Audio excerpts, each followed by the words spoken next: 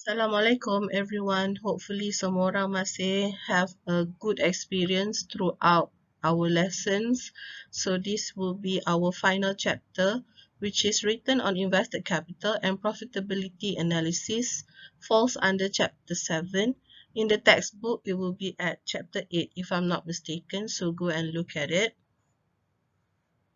This will be our topic objective, which is first we are going to learn on the importance of return on invested capital. Okay, next adalah the component of return on invested capital. This is calculation part. And then how to analyze the components of the return on net operating assets. And the last one adalah the return on common equity, and where here kita akan segregate that and analyze its component, right? The first part adalah introduction to the return on invested capital or ROIC. So this ROIC refers to the company's earnings in relative to both level and the source of financing. Generally, it measures the company's success in using its financing to generate profit. How well the company guna duit shareholder untuk dapatkan income yang akan increase the shareholders' wealth. Okay, so that will be the introduction part untuk the return on invested capital. Next, we are going to look at the importance of return on invested capital. So this return on invested capital, also known as the return on investment, is an important joint analysis. What is joint analysis? Bila kita ada satu measure yang kita assess, kita relativekan dia, kita comparekan dia dengan another. So ROIC relates to income because it's return on invested capital. So it actually relates to income, and other performance measure to company level of source of financing. ROIC allows comparison with alternative investment opportunities. The riskier investment are expected to yield higher ROIC because more risk is expected to gain more return. Right? ROIC impacts a company's ability to succeed, attract financing, repay creditors, and reward owner. So this figure is not simply for our calculation.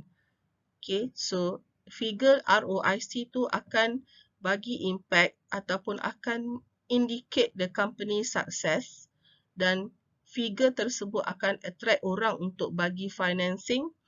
Figure tersebut akan allow us to know how much we want to pay creditors, mampu ke tak bayar, and also figure tersebut akan digunakan untuk basis so that we can reward the owner, which is the shareholders. There are three main applications of ROIC, which is the measuring managerial effectiveness. So ROIC boleh digunakan untuk measure sama ada management tu effective ataupun tidak in doing his or her work. Measuring profitability, whether or not the company is performing well or not. And also measure for planning and control. First, kita nak tengok on measuring managerial effectiveness. Okay, the management is responsible for all company activities. So when you have this ROIC, is actually a measure of the managerial effectiveness in business activities. So whether or not the business manager, the manager adalah skillful, resourceful, ingenuity and motivated, dia akan menyebabkan perubahan ataupun dia akan influence ROIC figure. So kalau manager tu lebih skillful, lebih resourceful, dia akan meningkatkan ROIC. And the other hand lah yang akan berlaku kalau dia tak ada those skill, tak ada those resources, and tak ada motivation. Okay. Next adalah measuring profitability. So ROIC is an indicator of company's profitability because it relates with key summary measures, which is profit with financing. So, sebab dia punya numerator, bahagian atas tu adalah return, profits. So, dia akan relates lah dengan profitability here. ROIC convey return on invested capital from different financing perspective. The last use for the ROIC adalah measuring for planning and control. So this ROIC will assist managers with planning, budgeting, coordinating activity, evaluating opportunities, and also control. Usually at the beginning of the year, the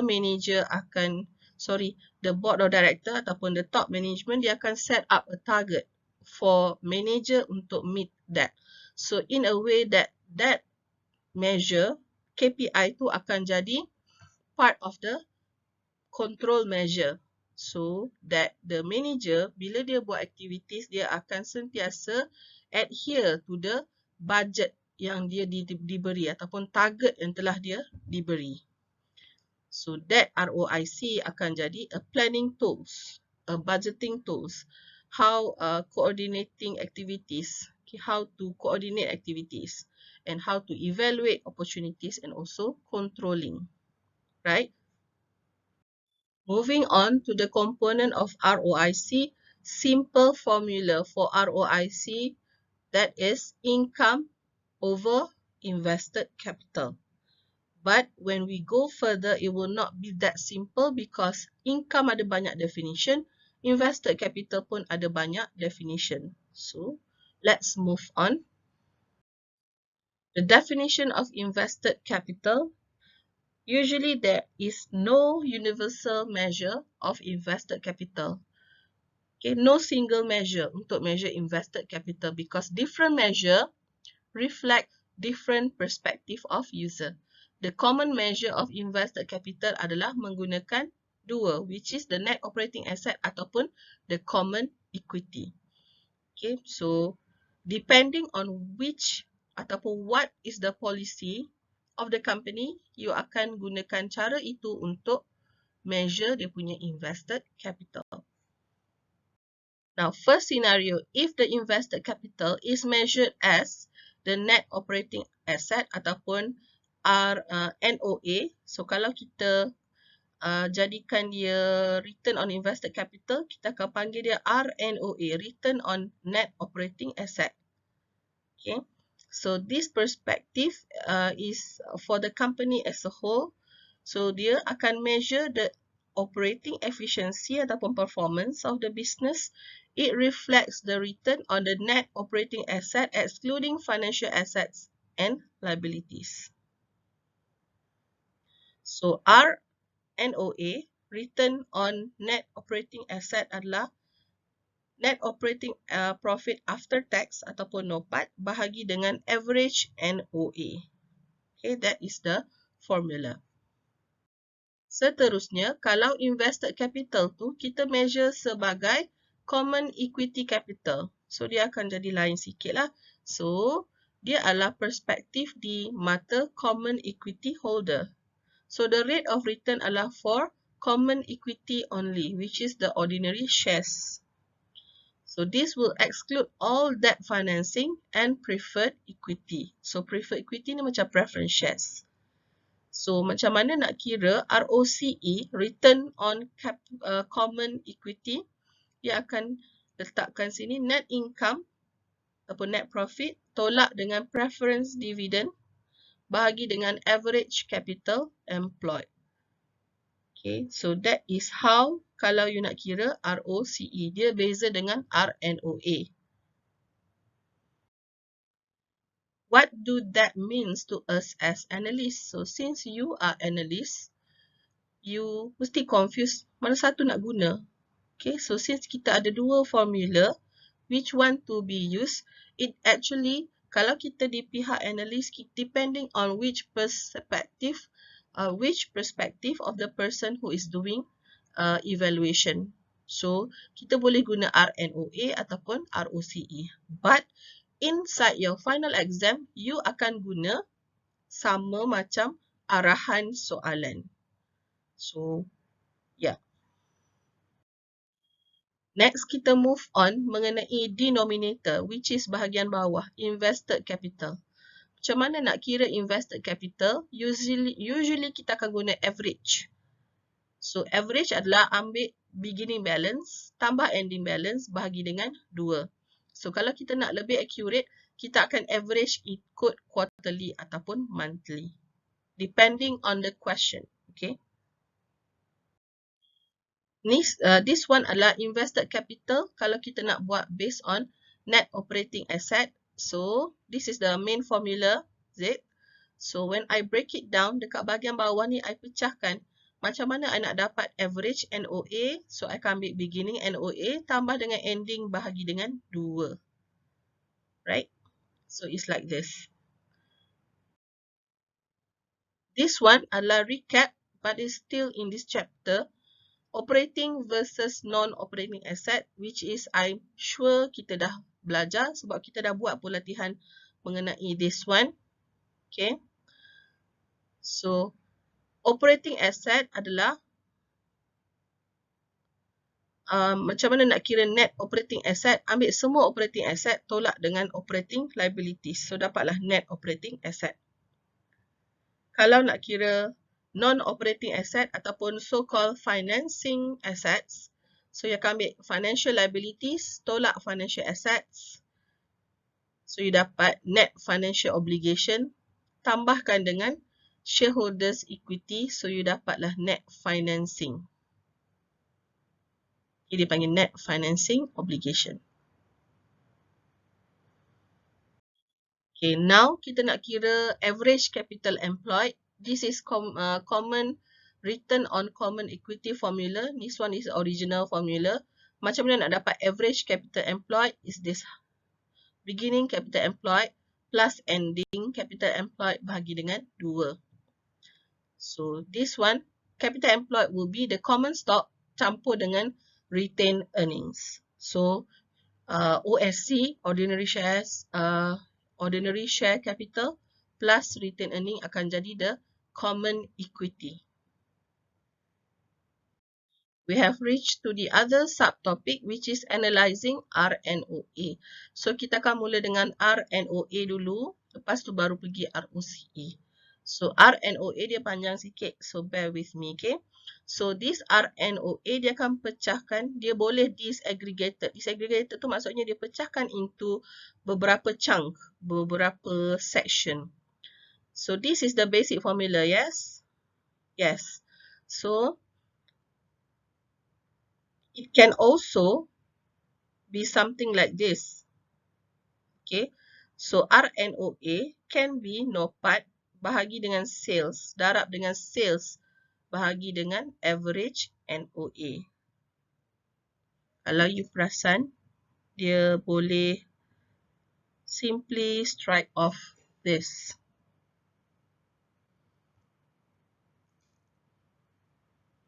Okay. Kalau kita potong sales ni dengan sales ni, dia akan dapat NOPAT bahagi dengan average NOA. So, kita boleh juga buat macam ni. Ataupun kalau soalan nak suruh kita pecahkan, ni nama dia adalah NOPAT margin. Yang ni nama dia adalah operating asset turnover. Okay, so RNOA equal to NOPAT margin darab dengan operating asset turnover. Clear? Okay, a bit explanation on the profit margin and asset turnover. So, profit margin and asset turnover adalah interdependent. Dia berkaitan. Profit margin adalah profit bahagi dengan sales. Turnover adalah sales bahagi dengan asset. So, kalau return on operating asset adalah profit bahagi dengan asset. Macam itulah. Kita potong yang ni kan. So, ni adalah the analysis on return on net operating asset. Contoh, kalau you punya sales adalah 5 juta, NOPAT you 500,000, net operating asset you adalah 5 juta. So, NOPAT margin, macam mana dapat NOPAT margin? You akan ambil NOPAT ni 500,000 bahagi dengan 5,000. So, dapat 10%. NOA turnover adalah 1 because NOA turnover adalah sales bahagi dengan asset. So, sales dia 5 juta. Ya, asset dia 5 juta juga. So, dapat 1. So, nak dapat return on operating asset, you darabkan yang ni. 10% darab dengan 1. So, dapatlah 10%. Okay, clear ya? So, apa indication dia? This NOPAT margin, dia akan measure operating profitability relative to sales. Berapa profit margin? Operating asset turnover ataupun utilization, dia akan measure how effective you generate sales daripada operating asset. The NOPAT margin ni, yang tadi tu, kita boleh pecahkan lagi. So, the NOPAT margin punya formula lah yang ni, basic. So, this formula can be break up into this one, which is the pre-tax profit margin equals to pre-tax sales tambah dengan pre-tax other profit margin. So, pre-tax profit margin adalah profit margin before tax. Yang ni, cuma yang ni after tax. Yang ni after. Ini before. Okay, so untuk pre-tax sales, you akan ambil this one. Macam mana nak kira dia? Gross margin bahagi sales, selling expense bahagi sales, admin expense bahagi sales, R&D bahagi dengan sales. Okay, semua yang related dengan operation. And kalau ada, semua yang tak berkaitan dengan operation. Right, so far yang ni tak pernah keluar lagi. Yang I perasan lah, kalau tak perasan tu tak tahulah. Okay, but we'll try to look at it in our past years, right? Next adalah still dekat analyzing RNOA, this profit margin. Macam mana kita nak influence profit margin? Okay, profit margin ni dia boleh influence by the gross profit. So, gross profit margin lah gross profit bahagi dengan sales. So, this gross profit margin, dia akan reflect the company ability to increase or maintain the selling price. Also reflect the company ability to control COGS. Kalau you punya gross profit ni tinggi, gross profit margin tinggi, high chance lah you punya net profit pun tinggi. Right? Kalau gross profit margin ni dah rendah, so of course lah, profit margin pun akan rendah. Because the element yang paling besar dalam company adalah COGS. And also, profit margin ni can be influenced by selling expenses dan juga general and admin. Kalau both of these rendah, so you punya profit margin boleh jadi tinggi. Okay, so that is how you play. Bukan play lah, you massage with the figures. You ubah sedikit variable untuk meningkatkan profit margin. So, kalau you tahu profit margin tu rendah, you mungkin akan turunkan selling expenses dan turunkan general and admin expenses so that you will get a higher profit margin. Right? Masih lagi dekat analyzing RNOA, but this one dah part 3 because kita nak focus on the total asset turnover. Okay? Remember that just now, RNOA equal to profit margin darab dengan asset turnover. So, kita nak tengok this one. Total asset turnover analysis are as follows. So, asset turnover, they measure the intensity which company utilize asset. How well company guna asset untuk generate sales. How efficient company guna asset dia untuk generate sales. So, ni adalah the basic formula untuk operating asset turnover, which is sales bahagi dengan average NOA. So, this total asset turnover ataupun operating asset turnover can be influenced by account receivable turnover. Okay, because account receivable is part of the assets, operating asset to be exact. So, dia akan influence the figures as well. Accompanying ratio adalah average collection period. Inventory turnover. Okay, how many times inventory are replaced. Semua ni akan influence the total asset turnover. Long-term operating asset turnover reflect the productivity of the long-term operating assets. Okay, how well you guna the operating asset untuk generatekan ataupun untuk produce your product for sales. Then also account payable turnover reflect how quickly account payable are paid on average. Okay, so semua ratio ni akan influence you punya operating asset turnover. Okay. These are some formulas ataupun items yang akan affect the total asset turnover. Okay, ada 8 semuanya. These are all formulas, so I'm not going to go into detail. Next, kita akan move on. Tadi kita dah settle dengan RNOA. Now, kita nak analyze ROCE. So, this ROCE can be disaggregated into this. So, ROCE adalah RNOA campur dengan leverage darab dengan spread. So, these are the definition of each item. Leverage adalah dia punya average net financing obligation bahagi dengan average equity. NFO adalah net financial obligation. Okay, like this. Macam mana kita nak kira dia, dia bagi formula. Spread adalah RNOA tolak dengan net financial rate, NFR. NFR adalah NFE, which is net financial expense bahagi dengan average NFO. NFE adalah interest expense less investment return from non-operating asset. Mungkin nampak complicated, tapi tak apalah, nanti kita akan buat soalan dia. Usually dalam final, I tengok dia ada bagi macam mana you nak kira all these things, so no worry. Okay, this one adalah penting because ada dalam soalan final exam. So, ROCE can also be disaggregated using the following equation. So, this is alternative view. ROCE adalah adjusted profit margin darab dengan asset turnover darab dengan leverage. So, ROCE adalah net income tolak dengan preference dividend bahagi dengan average common equity. Yes? And then, adjusted profit margin adalah net income tolak preference dividend bahagi dengan sales. Asset turnover tadi kita dah tengok sales bahagi dengan average asset. Dan leverage adalah average asset bahagi dengan average common equity. So macam ni. Okay. So kalau you diperlukan untuk disaggregate ni maksudnya you kena pecahkan.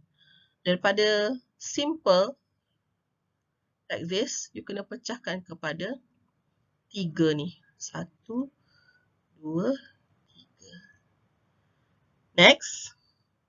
Perasan tak kalau kita potong 2 ni, sales ni, this one and this one. Okay. Dan kita potong this one, dia akan kembali menjadi the original formula. So, sometimes soalan tu nak you disaggregate. So, you kena pecahkan lah. Macam ni. Right?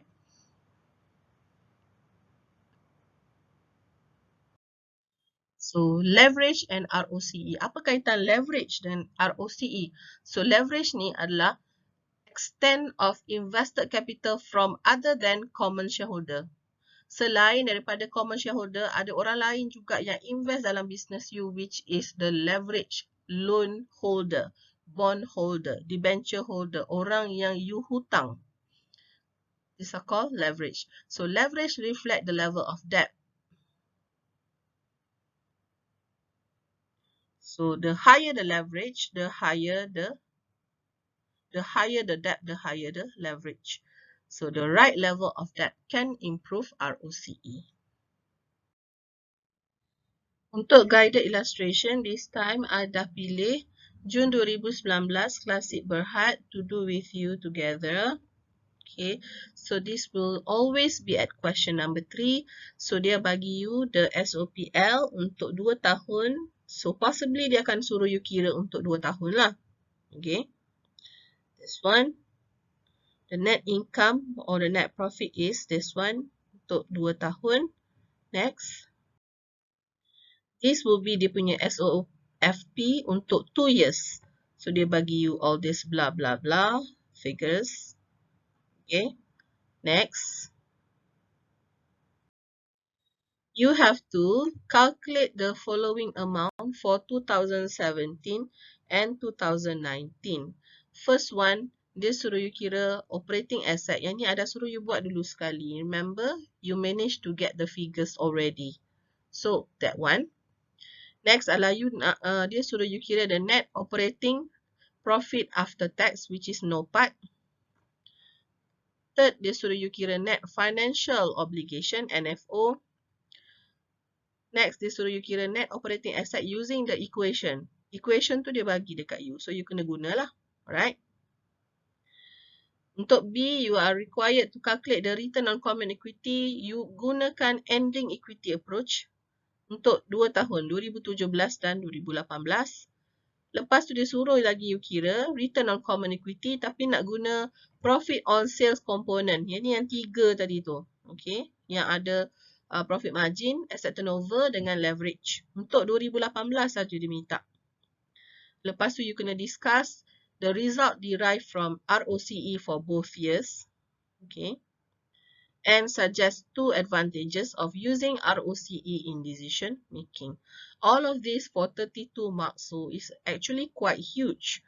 So you tak naklah tinggalkan soalan ni kan. So no matter what, try to answer.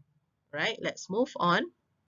Yang ni cuma recap balik. I tahu you dah kira masa kita buat asset hari tu kan. Analyzing investing activities. So you ada operating asset, right? So you dah kira, so you dah dapat this figure. This is just a recap. Next. Next, dia disuruh kira NOPAT. NOPAT adalah operating profit. Lepas tu darab dengan net of tax. Where do you get this 17,343? You get from untuk 2018, 17,676 ni dekat bawah other expenses dalam soalan you. Sebab yang other income tu non-operating. So, you ambil setakat tu je lah. Right? Then, untuk 2017, you akan ambil dekat tempat yang sama, bawah other expenses 17,343.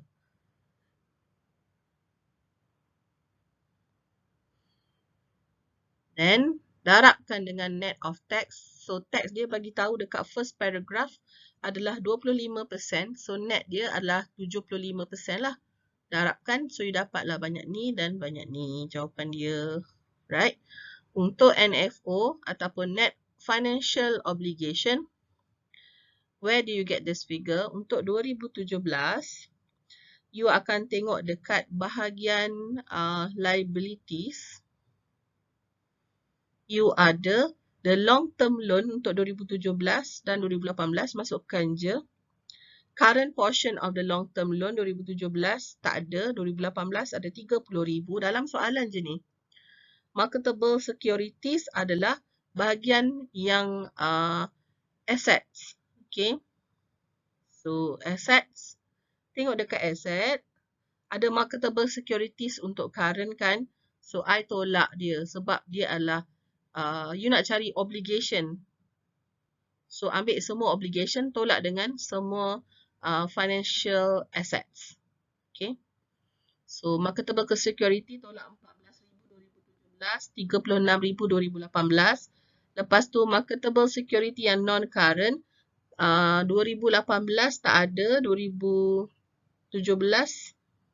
ada 16,000. Okay, tak ada 16,000. So, dapatlah net financial obligation. Obligation means dia punya obligation, liability lebih besar daripada the asset lah. So, I color differently. Yang ni asset.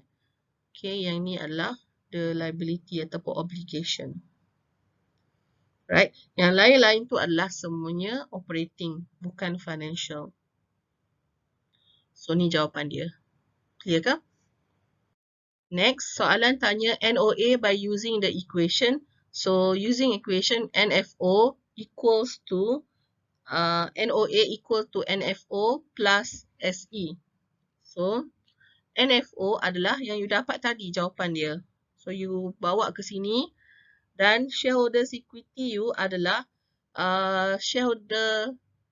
share capital campur dengan retain earning untuk kedua-dua tahun ni. So, you akan dapatlah NOA dia sebanyak 58576 untuk 2017 dan 53718 untuk 2018. Okay, it's actually quite easy lah. Just follow the formula and follow the flow. Right, next dia suruh you kira ROCE menggunakan ending equity. So, easy lah. Right, so you ambil net income untuk 2017 dan 2018 seperti mana dalam account you. Net income dia untuk 2018 15,206, 2017 14,873. Lepas tu tolak preference dividend. Happen to be preference dividend dia tak ada. So, tak ada lah. Sebab dia tak ada pun preference share. Kalau ada, tolak lah. Then you dapatlah adjusted net income right here. 14,873 sebab dah tolak dengan 0, right? Bahagi dengan the ending equity. So, ending equity adalah shareholder equity yang akhir. Okay. Bagi dengan 32,279. Yang ni 32,827. Figure dia sama macam yang tadi. Okay, shareholder equity. Lepas tu dapatlah ROCE dia 46.08 untuk 2017 and 46.32 untuk 2018. It's actually tak berubah sangat pun. Okay, dalam 46%. Next soalan suruh you kira ROCE menggunakan profit component, asset turnover component dan leverage. So this is actually the disaggregating ROCE yang kita tengok masa lecture tadi kat belakang-belakang tu. Right, so profit on sale adalah profit bahagi sales. Asset turnover adalah asset sales bahagi dengan total asset. Leverage adalah total asset bahagi dengan total shareholders equity. So, bila you darabkan all these three item, you check balik berapa you punya ROCE. Dia akan dapat jawapan lebih kurang je. So, I just letak je benda ni sebenarnya accordingly to its places. So, dapat this figure. Dan I dapat my ROCE lah 46.32%. So, apa maksud dia? 46.32% ni. Kalau I jual, I berjaya untuk setiap invest yang company, yang shareholder invest 100, dia akan dapat balik RM46. Macam itulah lebih kurang. Okay. Yang ni adalah discussion daripada ROCE untuk both years. So, Klasik Berhad ROCE for 2018 lah slightly higher sebab dia masih lagi 46, right? Cuma 2018 tinggi sikit je daripada 2017. Based on ROCE's result, for every 100 capital employed, company made about RM46 of net profit. It shows that in both years, the company was doing a good job in deploying capital to generate wealth for the shareholder. Conversely, from the calculation in C, it seems like Klasik Berhad derive is ROCE from financial leverage through financing long-term loan. Kalau kita nampak kat C tadi tu, dekat leverage tu figure dia besar kan? So, bila figure kat situ besar, jawapan dekat situ besar, right? So, bila dia yang tu besar darab dengan yang lain, so itu menunjukkan company tu ada high dependency on debt and it face the higher risk of default payment in its long-term debt. So, it also shows that dalam capital structure dia ada heavy in debt reliance. Okay. Right, the last one adalah suggest two advantages untuk ROCE, using ROCE in decision making. So, I give you a lot of advantages here. Just pick any two for your discussion. Right. Next, since I believe that practice makes perfect, so you akan cuba buat soalan June to 2020 and also December 2019.